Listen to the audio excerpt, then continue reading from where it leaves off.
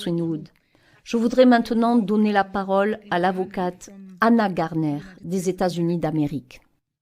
Merci beaucoup Viviane et merci à mes estimés collègues pour tous vos merveilleux résumés et présentations des preuves. Et surtout, je veux remercier le tribunal de l'opinion publique, ceux d'entre vous qui ont suivi cette mise en place d'un grand jury.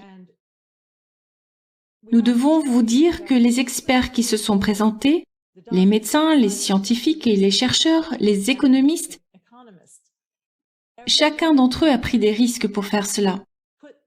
Même certains des avocats impliqués dans cette affaire se sont mis en danger pour faire cette promulgation. Il n'est pas facile de dire la vérité de nos jours. Elle n'est pas la bienvenue si elle va à l'encontre du récit de l'État. Nous vivons dans une société dystopique orwellienne où le haut et le bas, le sûr et l'efficace sont dangereux et mortels. Les vaccins ne sont pas destinés à prévenir une maladie, mais plutôt à introduire une substance étrangère dans votre corps qui va manipuler votre propre génétique pour créer une toxine dans votre propre corps. Après quoi votre corps met en place un mécanisme de défense pour la combattre, quelque chose qu'il produit. Et ce cauchemar dystopique est un monde à l'envers pour nous tous, où beaucoup d'entre nous ont été contraints, intimidés et certainement trompés sur ce qui se passe réellement. Et je veux juste me concentrer sur quelques points qui m'ont paru importants et sur les preuves qui ont été présentées tout au long de cette présentation, à savoir que nous avons des preuves du caractère délibéré de cette planification ainsi que de la tromperie.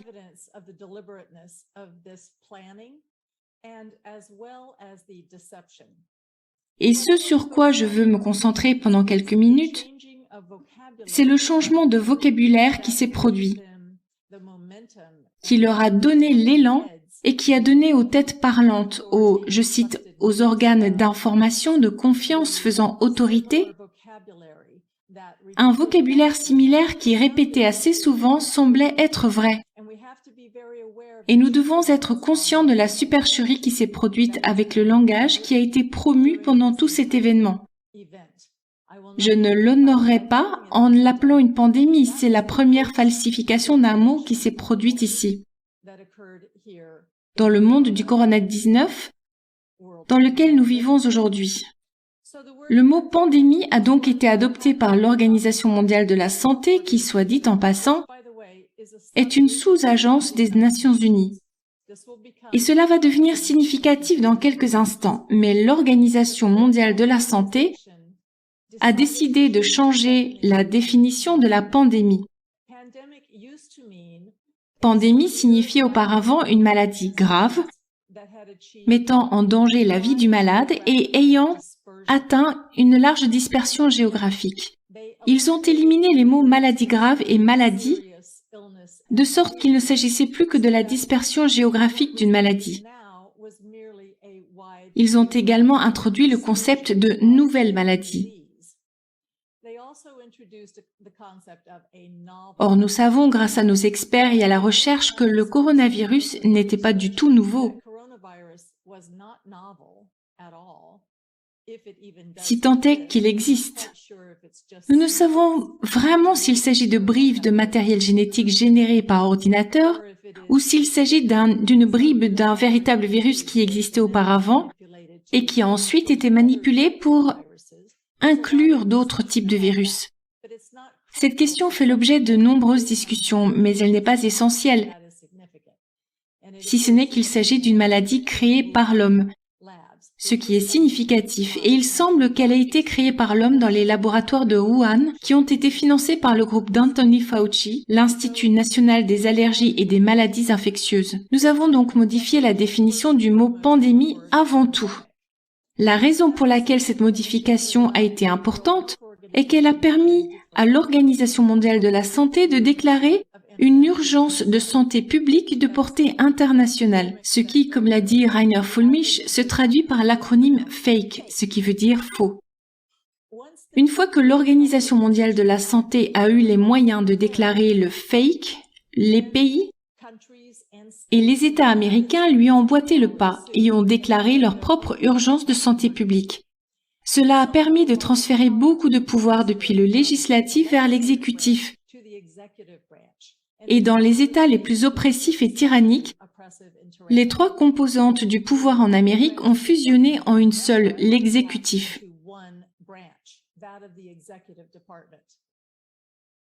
Thomas Jefferson a dit, il y a longtemps, que la définition même de la tyrannie, c'est lorsqu'une personne ou une institution concentre l'ensemble des pouvoirs des trois composantes qui sont censées faire contrepoids pour garantir nos libertés, les libertés que Dieu nous a données, les libertés naturelles issues de la Constitution auxquelles nous avons tous droit.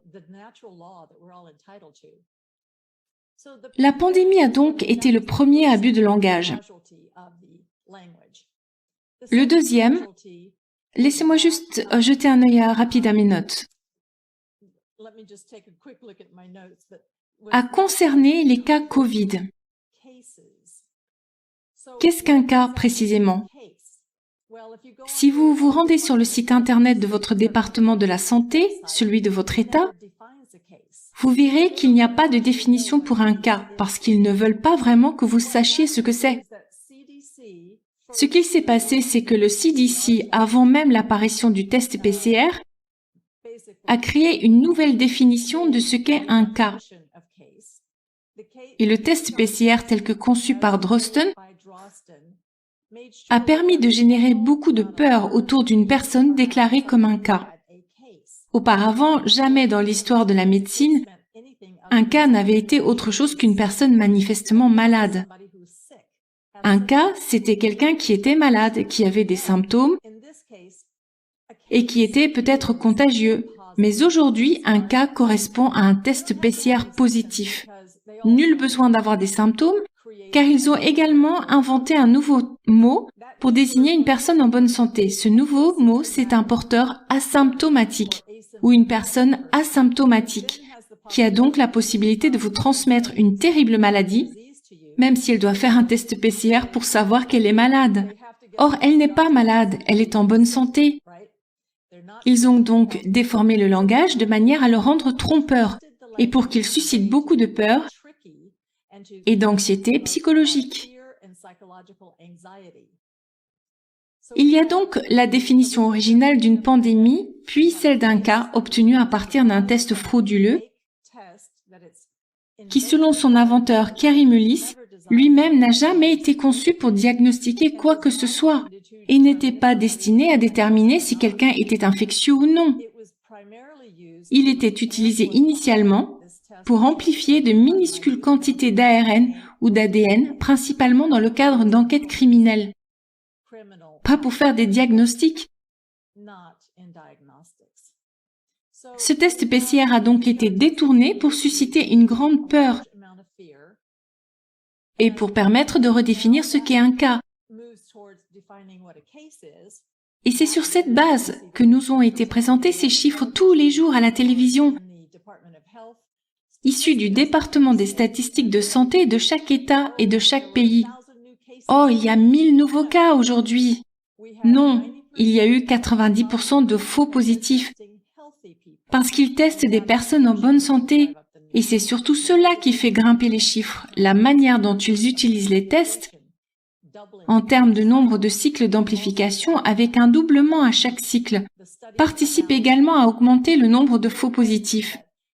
Les études abondent à ce sujet. Il ne fait aucun doute que les personnes impliquées dans cette escroquerie et ce canular savaient pertinemment que le test PCR ne permettait pas de déterminer quoi que ce soit sur la maladie, mais qu'il servirait à programmer et à effrayer suffisamment de personnes pour qu'elles croient avoir besoin de la première solution offerte par le gouvernement à une crise qu'il a lui-même créée. Il y a aussi les morts du Covid. En mars 2020, le CDC a redéfini la manière dont une catégorie spécifique de décès devait être signalée. Il s'agissait de décès Covid-19. Cette redéfinition des déclarations exclusivement pour cette maladie est intervenue après quelque chose comme 17 ans par rapport à la précédente version, Ils ont décidé de modifier le critère pour cette seule maladie. Désormais, il s'agit de toute personne qui décède avec un test positif. Peu importe que la maladie ou la blessure au moment de l'admission résulte d'un traumatisme, comme par exemple une violence domestique, il y a eu de nombreux cas où des procureurs ont signalé des violences domestiques. Mais étant donné que le test PCR Covid était positif, le décès a été comptabilisé comme un décès Covid. Des accidents de moto, des blessures par balle, ce genre de choses ont commencé à être comptabilisés comme des décès Covid. Au final, tout ce qui pouvait être classé dans la catégorie des décès Covid l'a été. Ainsi, le décompte des morts a été manipulé pour susciter la peur et l'anxiété dans la population. Une seule chose a suffi: détourner le langage, changer les définitions. Et par ce biais, ils ont initié cette opération de guerre psychologique pour nous terroriser et nous amener à réclamer une solution. Et quelle était cette solution? Évidemment, les injections. Voilà un autre changement de définition. Avant le Covid, un vaccin était quelque chose qui contenait une portion de virus vivant ou un virus atténué, qui, une fois injecté dans le corps, permettait de monter ses défenses contre lui. Mais maintenant, il s'agit d'une injection qu'ils appellent eux-mêmes, comme l'a souligné M. Swinwood, une thérapie génique expérimentale. C'est ainsi qu'ils la désignent dans les documents déposés par Moderna auprès de l'autorité des marchés financiers. La raison pour laquelle ils l'ont présenté comme un vaccin plutôt qu'une thérapie génique expérimentale, c'est qu'ils savaient que le public hésiterait bien plus à se laisser injecter ou à laisser injecter ses enfants, ses grands-parents, ses parents avec une substance modifiant l'ADN. C'est logique, ils ont dû modifier cette définition également.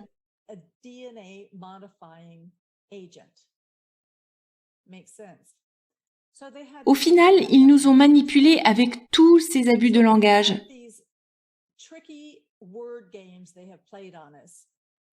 Tout était intentionnel. La chronologie de ces changements, comme l'OMS qui a modifié sa définition d'une pandémie,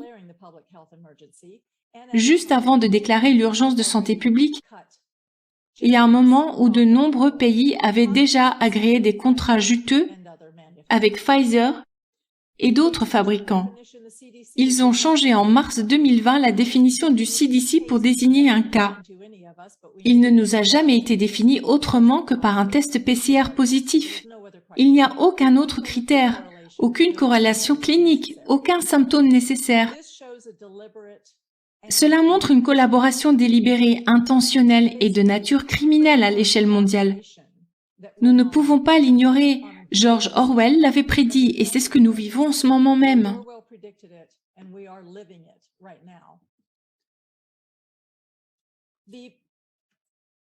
Quant aux Nations Unies, je dois en parler parce qu'elles ont adopté une résolution appelée Agenda 21 il y a quelques années. Et puis, plus récemment, une autre nommée Agenda 2030. L'objectif principal de l'Agenda 21 est de générer un développement durable, encore un de ces mots qui ont été détournés par les personnes qui veulent nous contrôler. À leurs yeux, le développement durable signifie une réduction de la population humaine d'au moins 90%. Cet objectif est visé à l'horizon 2030. L'Agenda 21 est une référence au XXIe siècle, puis il a été rendu plus concret via l'Agenda 2030. Nous pouvons voir que ce qui s'est passé au cours des 3 dernières années correspond à un programme de dépopulation intentionnel. Cela passe par l'administration des soi-disant vaccins,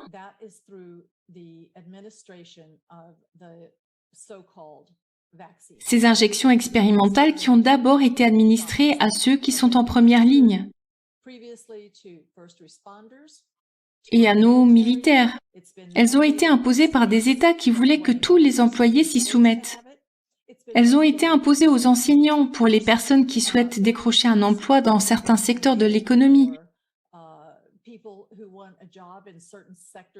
Cela correspond à l'une des plus grandes expériences réalisées sur des êtres humains dans l'histoire.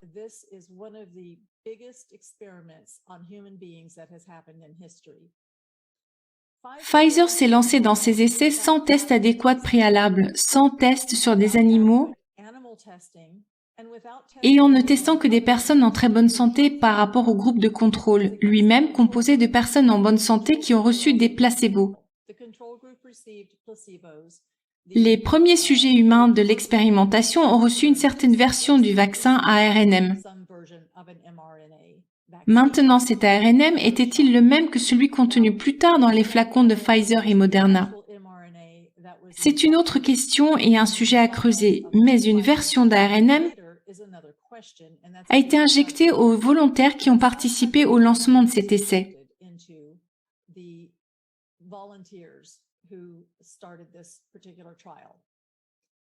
Pfizer a intentionnellement détruit toute possibilité d'étude d'effet à long terme de ces injections en proposant la vaccination environ 6 mois plus tard aux personnes qui avaient reçu les solutions salines, les placebos.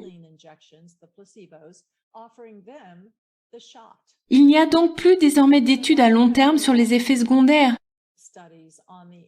du moins jusqu'à ce que toutes ces personnes acceptent ces traitements expérimentaux dans leur corps. Les médecins ont vendu ces médicaments comme des dealers au coin de la rue dans une ville trépidante. Ils ont poussé à la consommation de ces traitements, à cette expérimentation médicale, pour les femmes enceintes, pour les enfants. C'est absurde. On ne fait pas des expériences sur des fœtus, sur des enfants à naître ou sur des enfants qui ne peuvent pas donner leur consentement.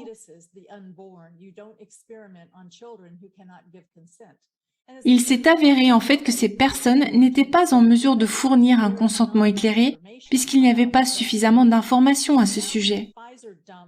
Maintenant, avec l'injonction faite à Pfizer par un tribunal fédéral et l'examen des différents documents rendus publics, nous constatons que Pfizer admet qu'ils avaient connaissance de la dangerosité pour les femmes enceintes et qu'ils savaient que les enfants ayant 0% de chance de mourir de la maladie avaient un plus grand risque de mourir des injections.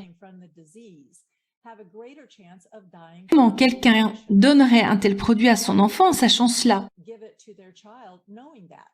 C'est pourquoi on l'a caché aux gens. Nous avons tous été trompés et victimes de ce mensonge, et c'est uniquement grâce à de courageux scientifiques, médecins et chercheurs qui ont pris la parole, notamment au cours de cette procédure, que nous avons pu être en mesure de découvrir une partie de la vérité, vous la transmettre à vous, le tribunal de l'opinion publique. Merci beaucoup pour votre attention. Nous pensons avoir clairement établi la preuve d'un plan prémédité depuis plusieurs décennies pour commettre un objectif eugéniste. Euphémisme d'un génocide.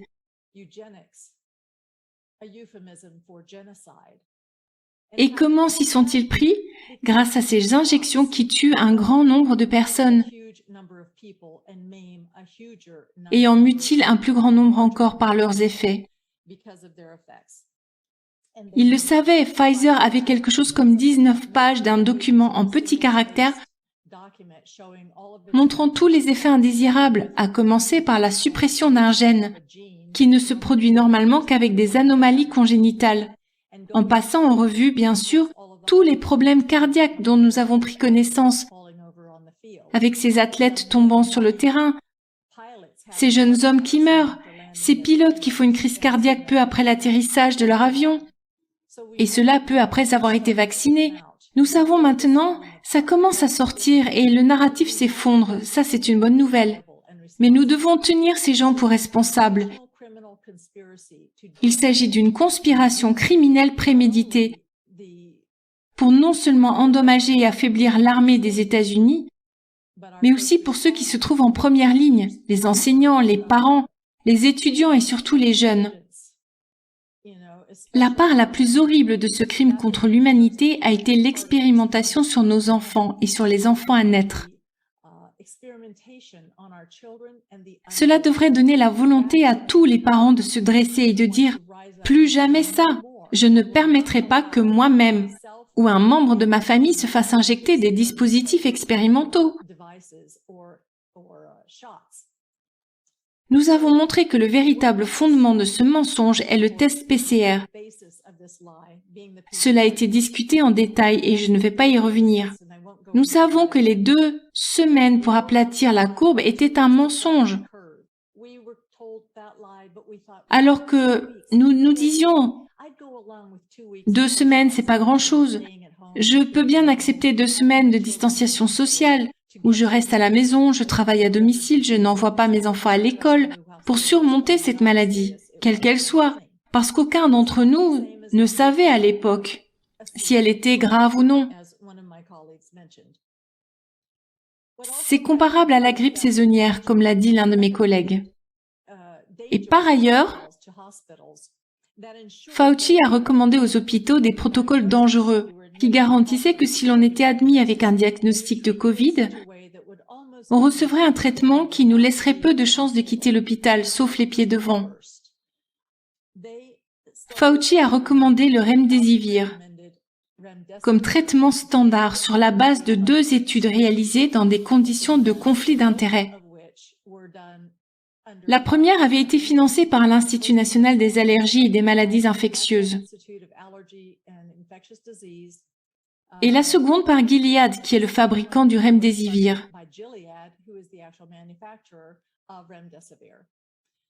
Ainsi, le Dr Fauci, adulé par tout le monde, pour je ne sais quelle raison, peut se permettre de faire de telles recommandations et les gens disent « Oh, le Dr Fauci a dit ceci, le Dr Fauci a dit cela ». Dans ce cas, il a émis cette recommandation sur la base de 2 études qui ont toutes 2 démontré son taux de mortalité très élevé à la suite de l'utilisation du Remdesivir. La première étude portait sur une durée de 28 jours et la mortalité était supérieure à 50%. Et la seconde n'a duré que 10 jours, car je suppose qu'ils se sont dit que si une étude de 28 jours tuait 50% des participants, peut-être qu'une étude de 10 jours ferait moins de morts, ce qui permettrait d'obtenir des conclusions souhaitées. Mais il y a eu une mortalité d'environ 30% sur l'étude de Gilead. C'est inacceptable. Comme l'a dit ma collègue Virginie dans les précédentes expérimentations réalisées, il suffit d'atteindre le nombre de 50 morts pour arrêter un tel médicament. Nous avons largement dépassé ce nombre et nous en sommes désormais à des dizaines, voire des centaines de milliers de morts partout dans le monde à cause de ces traitements. Nous devons traîner ces criminels en justice. Nous en sommes au stade de la mise en accusation. Nous sommes ici pour montrer au public le type de preuves qui pourraient être présentées devant une véritable procédure de grand jury ou devant un tribunal pénal. Nous ne sommes pas nous-mêmes un tribunal pénal, nous n'avons aucune autorité pour faire quoi que ce soit, à part inspirer ceux d'entre vous qui sont prêts à considérer tout cela et qui ont écouté les experts à agir et à commencer par voter en faveur de la mise en accusation des 6 prévenus présumés ou supposés. Ces personnes ont été citées par M. Fulmich au début. Il s'agit de Drosten, qui a créé le test PCR uniquement dans le but de détecter le coronavirus, alors même que le test PCR est inadapté puisqu'un test PCR positif ne signifie pas que l'on soit porteur du coronavirus. On peut avoir d'autres choses comme la grippe, Ebola, le SRAS, ou quoi que ce soit d'autre. Ce test n'est donc pas fiable pour détecter le coronavirus. Et ensuite, il y a le Dr Fauci. Puis le Dr Tedros Ghebreyesus, directeur général de l'Organisation mondiale de la santé. Ensuite Blackstone, qui a permis la circulation de l'argent entre divers fonds pour financer toute l'organisation de ce projet. Et il y a également Pfizer. Pour tous ces accusés présumés, nous demandons à ce tribunal de l'opinion publique de renvoyer l'acte d'accusation. Vous pouvez prolonger cette démarche maintenant qu'elle est terminée en contactant le procureur général de votre secteur. Tous les procureurs généraux ne seront pas favorables à cette perspective particulière, soyons clairs. Mais dans certains États, ils le seront. Dans ces États que je qualifierais d'un peu plus éveillés, où il y a un gouvernement qui a jugé bon de restituer ses libertés à la population au lieu de les lui retirer. Appuyez-vous sur les personnes dans ces États. comme par exemple le Dakota du Sud ou la Floride. Il y a probablement d'autres États qui y sont très favorables et dont les procureurs généraux peuvent également instruire un dossier. Ils ont été invités par notre groupe à contacter Rainer Fulmich afin d'obtenir les coordonnées de tous les experts qui ont témoigné dans cette procédure et qui témoigneront de la même manière devant un tribunal. Nous avons aussi mis en lumière, grâce à des experts, une chose que nous savions tous, à savoir que c'est plus qu'une simple confrontation physique. C'est une bataille spirituelle. Monsieur Swinwood et certaines autres personnes qui ont témoigné ont fait allusion à cette bataille spirituelle. Les ténèbres se rapprochent de nous. Peut-être vivons-nous les derniers jours, je ne sais pas. Mais nous avons l'opportunité, chacun d'entre nous, de nous tourner vers Dieu et de prier pour le salut et la perpétuation de l'espèce humaine en tant que telle, parce que ces injections pourraient très bien être à l'origine d'une forte dépopulation. Elles pourraient agir dans ce but précis de dépopulation en induisant la stérilité chez les jeunes et chez les personnes en âge de procréer. Elles affectent certainement la vitalité et la santé de ceux qui n'en sont pas morts. Beaucoup ont subi des effets néfastes sur la santé qui les poursuivront toute leur vie. Nous ne connaissons pas les effets qu'elle produit sur les enfants. Et pourtant, ils vaccinent, ou plutôt injectent ces enfants désormais sans savoir quels sont les effets à long terme, alors que l'un d'entre eux pourrait très bien être la stérilité. Nous souhaiterions donc prier pour la perpétuation de notre espèce humaine et pour tous ces hommes et ces femmes pleins de courage qui sont prêts à s'élever contre cela. Pas seulement les avocats, mais aussi les experts, les économistes, les auteurs qui ont écrit à ce sujet. Et nous vous encourageons tous à faire vos propres recherches et à prendre conscience de tout cela, même si c'est assez difficile à gérer. C'est compliqué pour les gens de comprendre ce qui est en train de se passer. Dans ce que nous considérons être une époque plutôt éclairée ou éveillée de notre planète. Ce n'est malheureusement pas le cas, nous n'en sommes pas encore là, mais nous nous en approchons. Et plus nous nous exprimons, plus les gens peuvent entendre ce message. Nous avons tous demandé de vous lever à titre individuel et de diffuser vous-même ce message dans votre famille, dans vos communautés. N'ayez pas peur de prendre la parole. Dites votre vérité comme nous avons dit la nôtre. Nous vous avons encouragé en vous fournissant les informations qui vous permettront de dire la vérité. Et nous sommes extrêmement reconnaissants envers vous tous, le tribunal de l'opinion publique. Vous avez été fabuleux. Nous avons lu vos commentaires si élogieux. Nous vous remercions vraiment pour votre soutien, dont nous avions besoin pour produire cette présentation particulière. Il y a encore un intervenant après moi et je veux vous remercier du fond du cœur. Elle va nous offrir d'excellentes solutions et de l'espoir auxquelles nous devrions tous nous accrocher comme en notre foi en Dieu. Merci beaucoup.